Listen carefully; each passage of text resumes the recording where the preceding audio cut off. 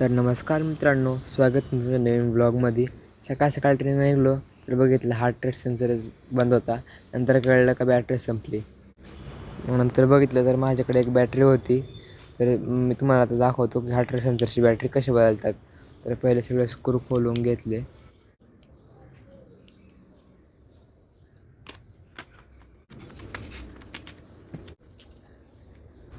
Sale वगैरे होतं माझ्याकडे, मग ते सेल काढला, त्याच्यामधला सेल काढून घेतला आणि असेल त्याच्यामध्ये लावला आणि परत सगळे स्क्रू टाईट करून टाकले.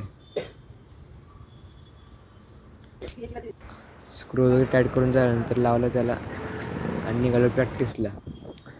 तर प्रॅक्टिसला पोचलो तेव्हा पाऊस चालू होता, त्याच्यामुळे सगळ्यांनी फोन पे शूट टाकले. प्रॅक्टिस झाल्यानंतर बघितलं तर पंपाचा हँडलच निघून पडला होता कुठेतरी. तसाच हँडल शोधत आलो आम्ही घरी, तर हँडल काय सापडला नाही. गेल्यानंतर निघालो क्लासला.